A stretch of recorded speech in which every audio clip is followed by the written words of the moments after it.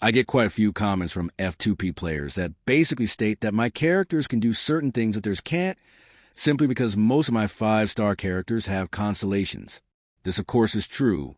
Sometimes this difference is significant enough to actually impact basic gameplay. If this reasoning is correct, it is actually worth asking whether or not Genshin is designed for F2P players. And in this short video, I will share my thoughts on the subject. At its core, you can play the entire game without spending a single penny. There is no advantage having characters with constellations do the same basic tasks, such as exploration, clearing domains, or as in this video, just going out to mine rocks. Weekly bosses could be a bit more of a challenge for F2P accounts, but that is easily taken care of by joining co-op groups. The irony is that Genshin's developers need a large number of F2P players for purely business reasons. They actually make a lot of money from having a lot of F2P players. So, in order to maintain interest in the F2P community, they give away just enough freebies to keep them hooked. Back in the old days, Genshin's developers emphasized easy, relaxed gameplay. You could actually clear the Spiral Abyss with just the starter characters or ideally members of the international team. And the standard 5 stars were really good. In Genshin's early days, when you got AC0 copy of a premium 5-star, you got their complete kit.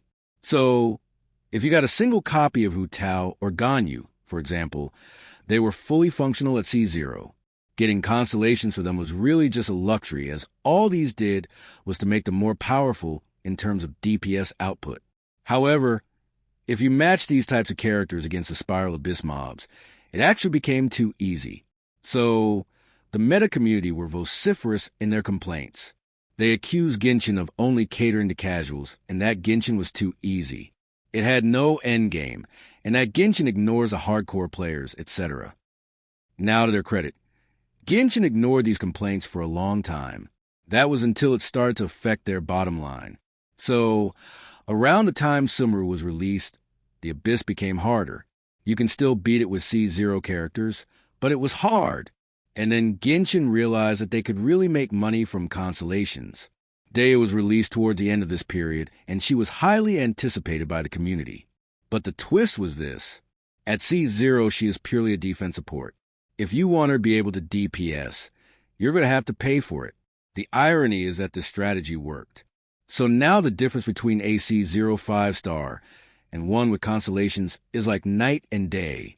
So no, the modern version of Genshin is not as F2P friendly as when it was released. And now you know why.